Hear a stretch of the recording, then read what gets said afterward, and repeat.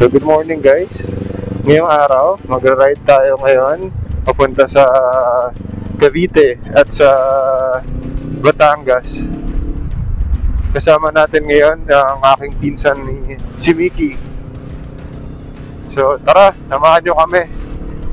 Tara G!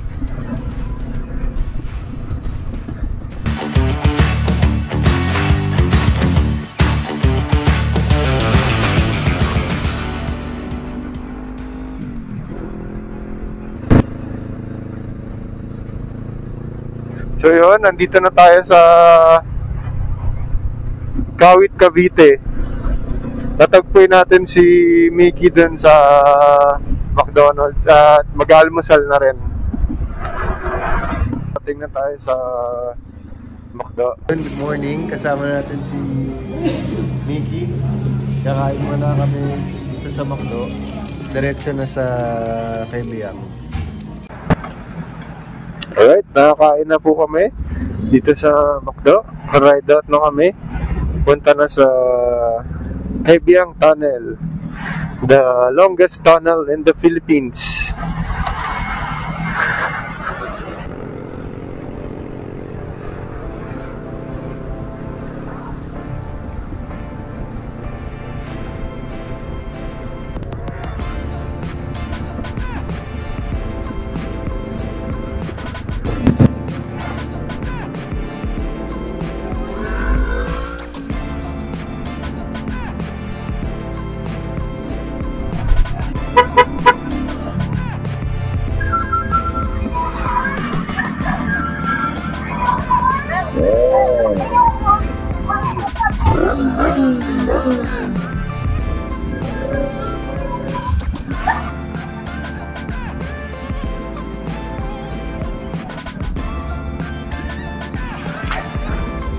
Baka wala na dun.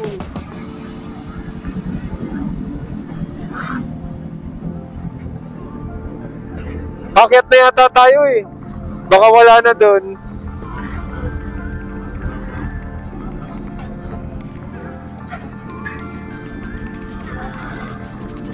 May mga nagbebenta ng gasolina dun, naka bote-bote, pero di natin alam kung anong laman nun. Kung purong gasolina ba talaga.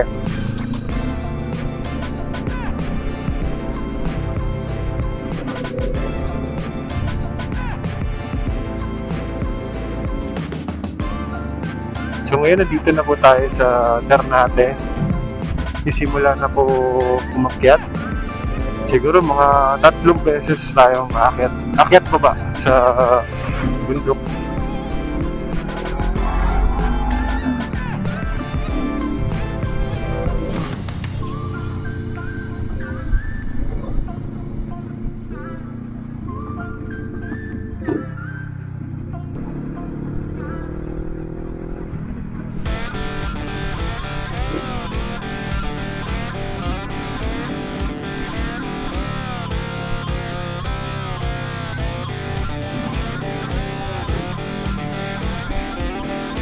So ito na, aakyat na tayo sa bundok. Puro twisties na rito.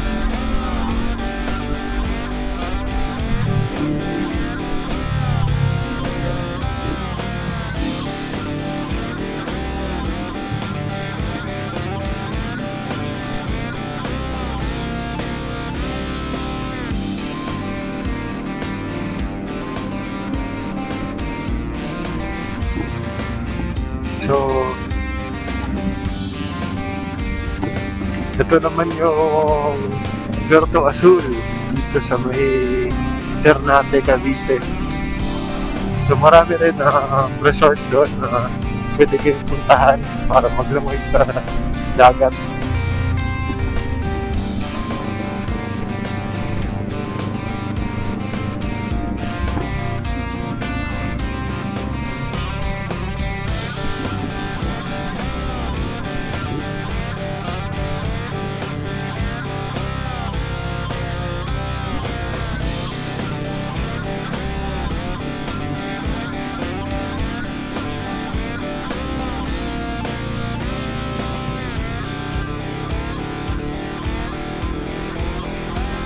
Ayan, napakaganda po dito sa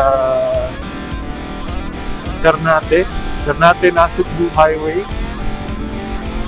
Napakaganda po dito sa Ternate Nasugbu Highway. Malamig ang panahon, siyempre kasi mataas yung lugar sa bundok at maraming puno. So, minsan may mga unggoy dito na nangihingi ng pagkain.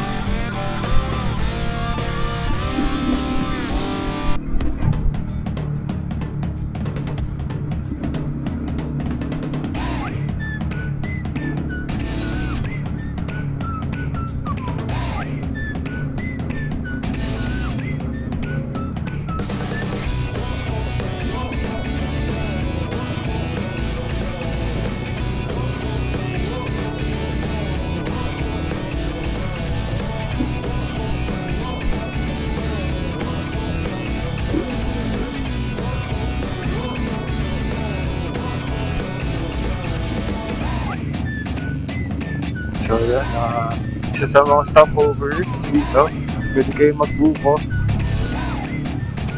So ito naman yung isa sa mga forest park na dinemaintain ng DNR.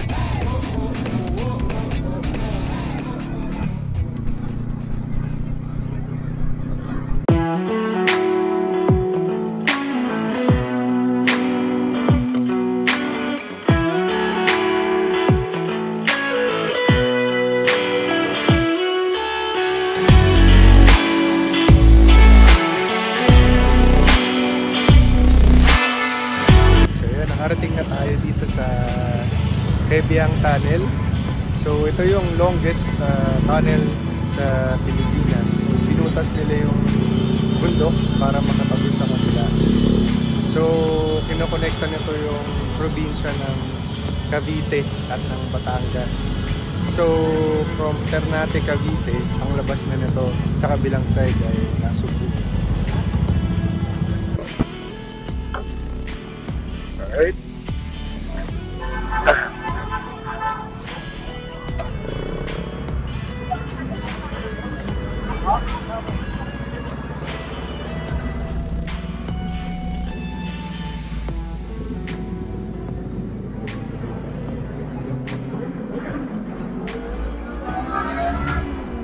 So ito po yung loob ng Kabiang Tunnel.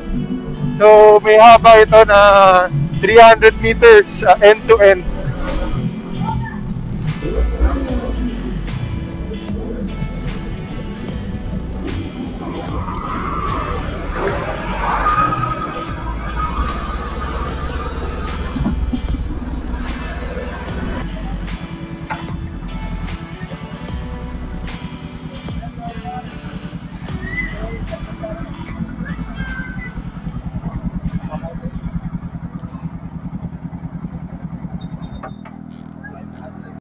So may view deck dito, tinayo yung LGU.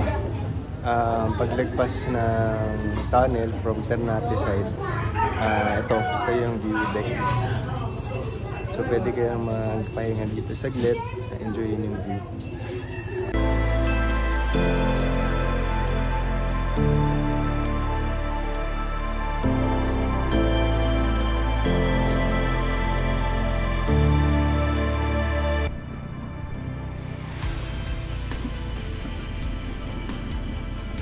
So, ito na yung mga resort na pwede nyong puntahan dito sa Ternate.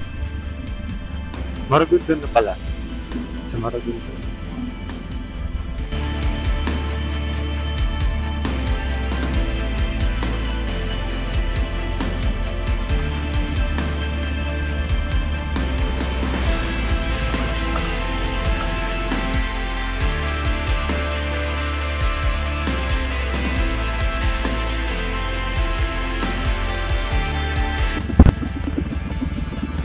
So, ito na yung boundary ng Cavite at ng Batangas. So, ngayon nasa Batangas side na po tayo.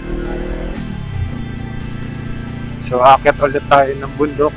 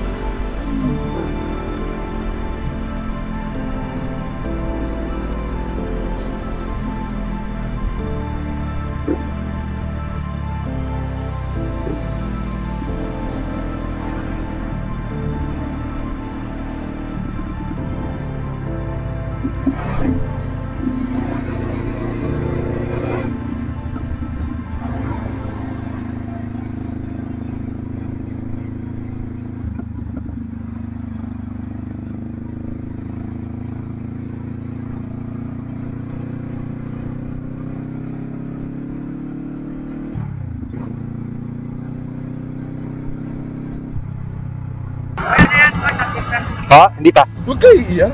Gigilid ko lang po. Apo. Opya. Kailan po? Para mabilis tayo. Dapat kaya kita next cross sa kanin din dyan para mabilis. Para hindi tayo magtagal. At para kayo makapunta sa inyong pupuntahan. Yeah. Inspeksyonin lang natin ang maayos ang inyong mga motor. Dito. Dito, bro. Pare po ang lisensya. Okay, Tapos ang ORCR. Ito po. pupunta dito sa kapatid. Teka tayo kuya, wag sa cellphone ha. Ay, opo. Nandito po. Okay na po. Thank you. 20 minutos, andito na. Bilis eh, 13 to nasa buhay 20 minutos. Oho. Ay, yung muna akong balayan. Sir, maganda-ganda yung sir, magpapakasal ha. Yan, ako mo to, sabay. Makipitik.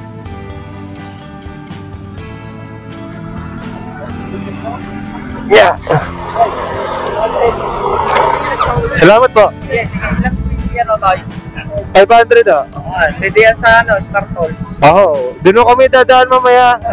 Sisilip lang ako sa bahay sa balayan. Para sana yan ha. Round trip dahil na lang. Oo. Nakatakas. Opo. Salamat po. Okay.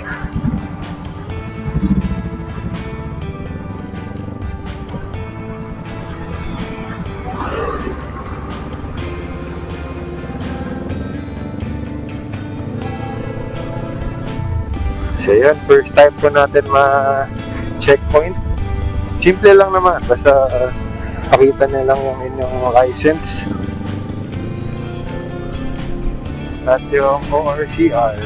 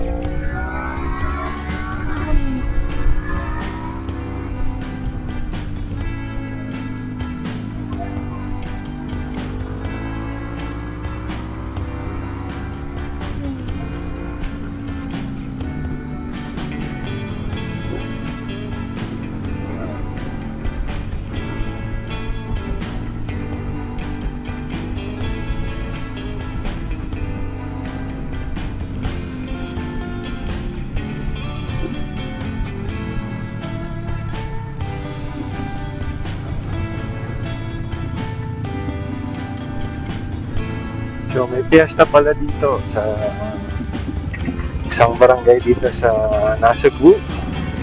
Ano nga bang barangay ito?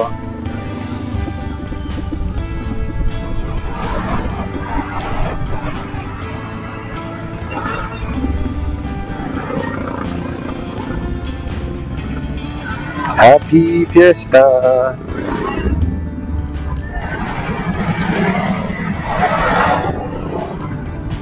Look, yan. So, sa Barangay Look, Nasugbu.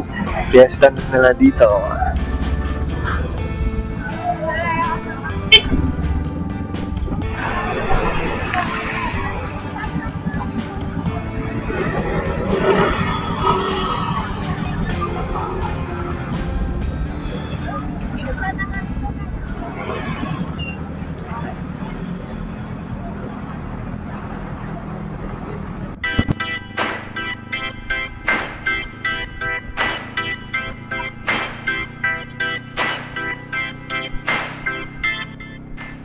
So yun, napakaganda po dito sa Nasugbu. So, mayroong mga dagat, mayroong mga bundok na malilita. So, nakaka-relax. At meron din mga open stretch dito na ma-enjoy nyo yung motor nyo.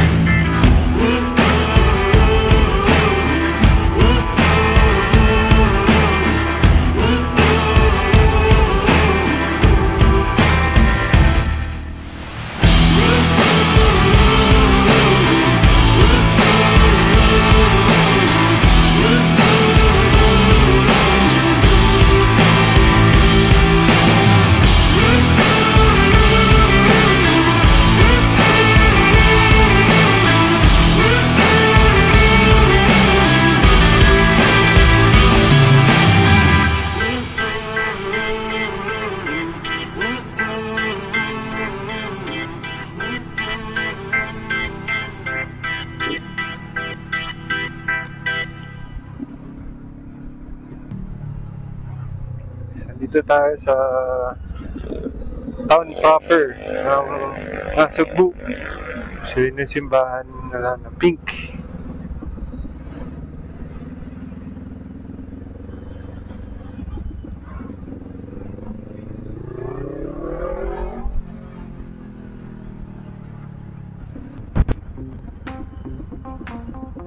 So ngayon, papunta na tayo sa Balayan, Batangas, yung hometown ng aking wife.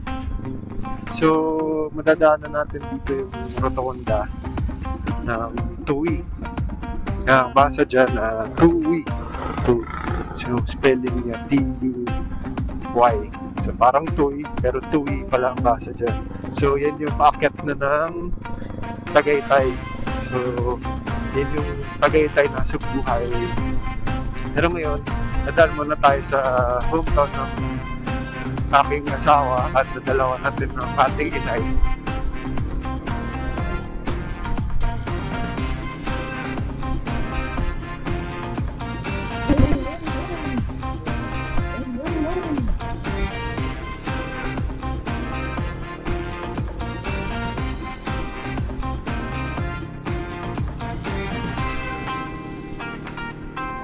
So, yun sa left side, yung Mount Batulao. So, kung nakikita nyo, yan yung bundok sa may malapit sa Tagaytay. So, ito yung view niya mula dito sa Tui. So, we're now approaching the town of Balayan, Batangas. So, ito yung pinaka-bayan, pinaka-town proper. So, may rotonda ulit. So, pakaliwa tayo sa Durungaw. So, pag kumanan kayo, may daan din dito papunta sa Kalaka. So, pag dumiretso naman, papunta ito sa bayan.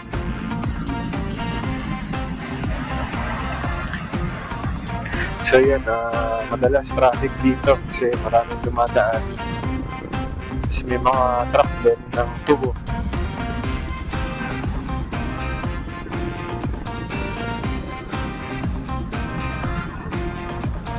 Malapit na tayo. Kakain tayo.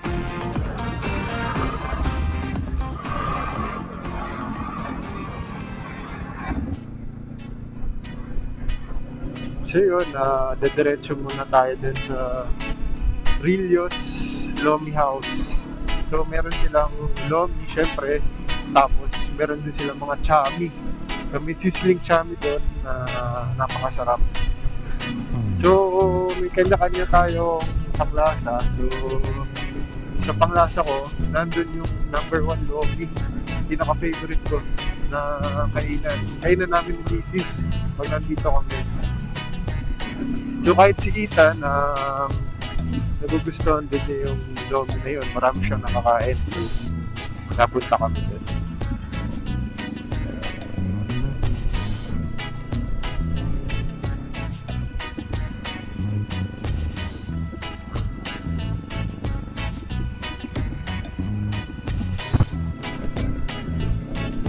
Sa mga di nakakaalam, no? Itong bayan ng Balayan ay mayaman sa tubo. So, bilang mayaman sa tubo, meron din ditong sugar refinery. So, isa na dito yung Progreen. Yan yung sugar refinery ng Emperador Distillery. So, yung ibang alak nila based yun sa sugar cane. So actually, yung mga barkada ko sa amin, isa yun sa mga favorite namin ininom, yung Emperador Lights. So, tawag nga nila sa akin paminsan si Boy Litro. Pero dati yun, ngayon di na masyadong iinom. Siyempre, karoon na ng anak. So, kailangan mag-focus sa anak. Ayun.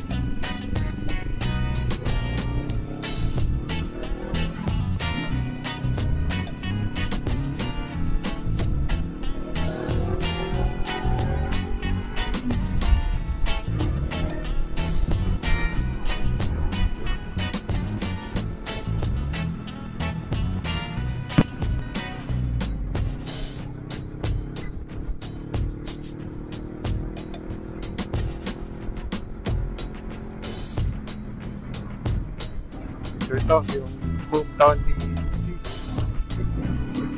So ito yung barangay Durumao, Balayan. Pero ngayon, dediretso muna tayo sa Relios Lomi House. So sa Durumao pa rin siya, malapit sa Alves Lodge. So katabing-katabi lang siya.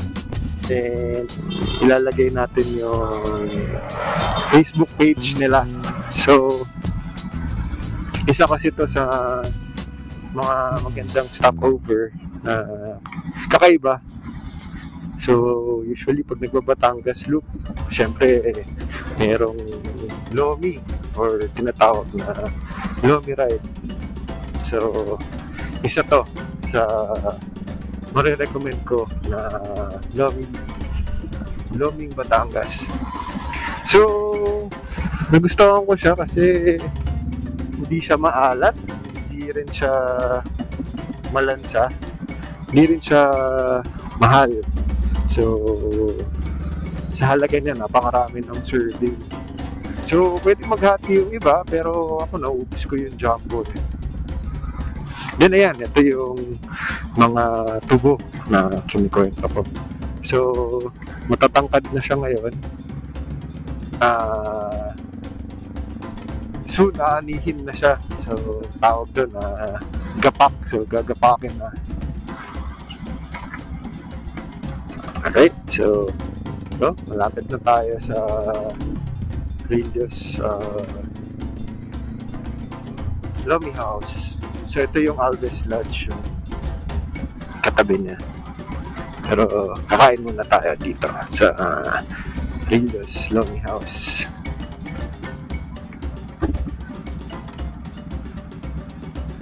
Tago ka. So yun, pa-order po kami ng isang tapsilog, tapos isang jumbo, tama, jumbo lomi. Double black. Yan lang, tsaka double black daw. Hello po! Magandang umaga. So si mother po yung nagluluto dito sa Relios. So ito yung ating cashier, tatago. So ipa-vlog po natin to para puntahan ng maraming riders. So ito yung kanilang menu. Yan. Diba? Sulit na sulit. Ito na po yung Tapsi. Tsaka yung ating Lomi.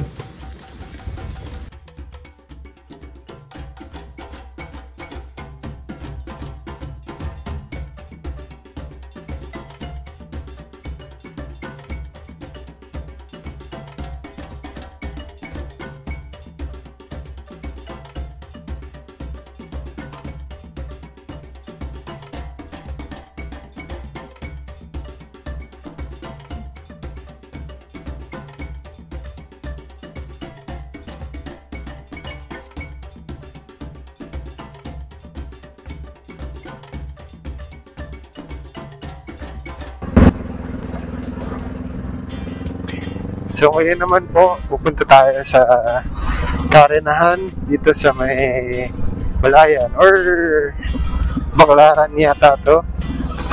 Silip lang tayo sa Daywalk. So hindi lang pala sa Pasay may Baclaran, meron din dito sa Balayan.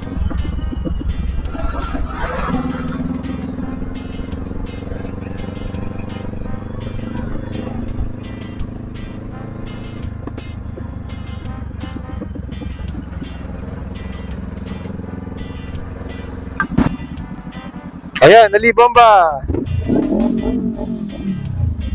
Hindi, bomba!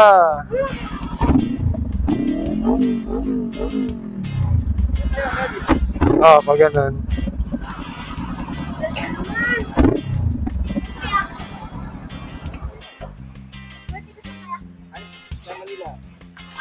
Taga-Durungaw! Taga-Durungaw kami. Dalangin kaya, kuya? Salamat.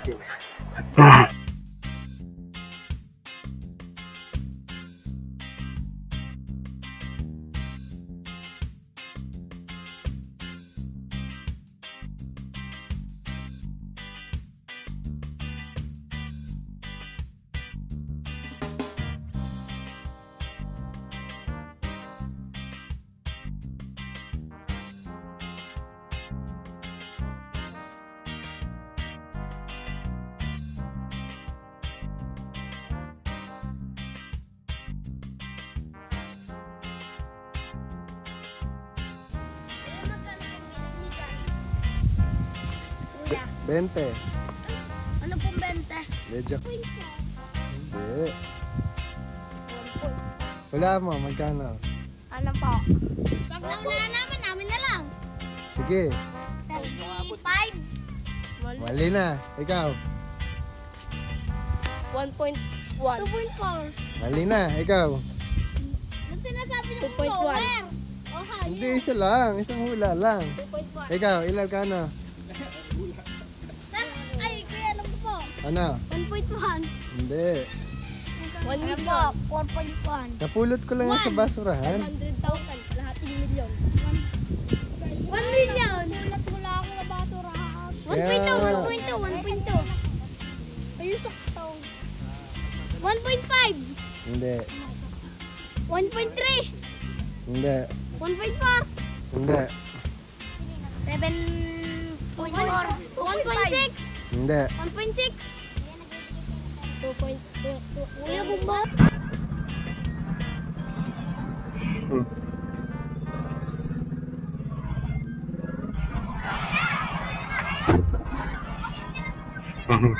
Bye-bye! Mag-aaral na mabuti ha!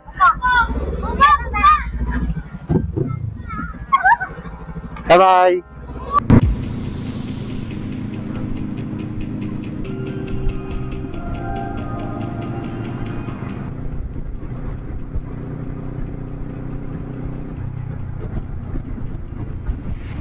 So ngayon, papunta na tayo sa Taal Lake via Agoncillo. So ikot tayo sa Talisay, tsaka sa Tanawan. Tapos pabalik na ng Alabang.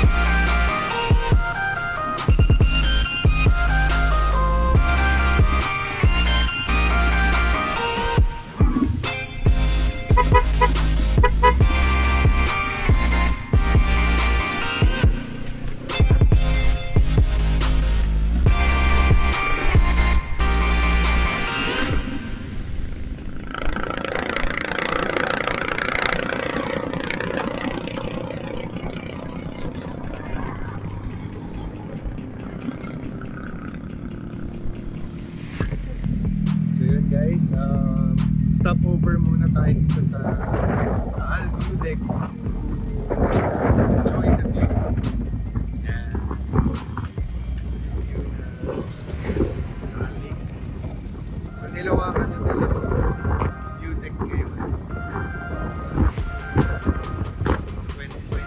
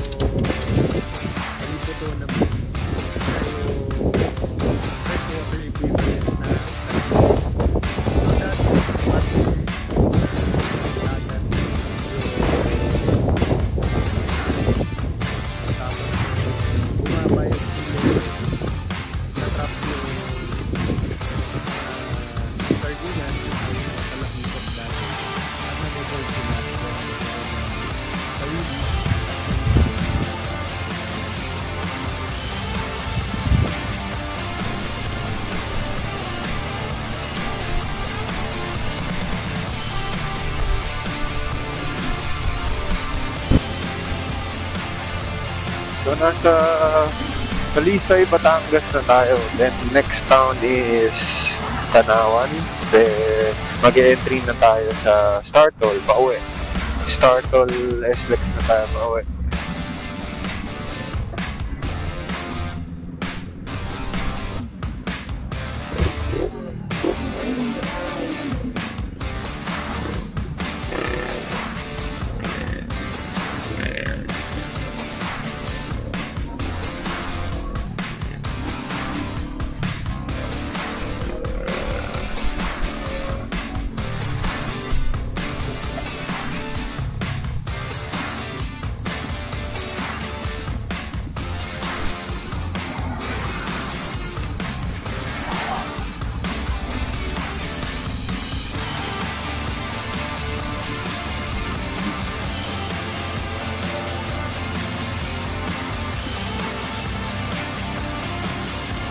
Approaching our door. Sabay tayo ng Alabang. Right. Pasa.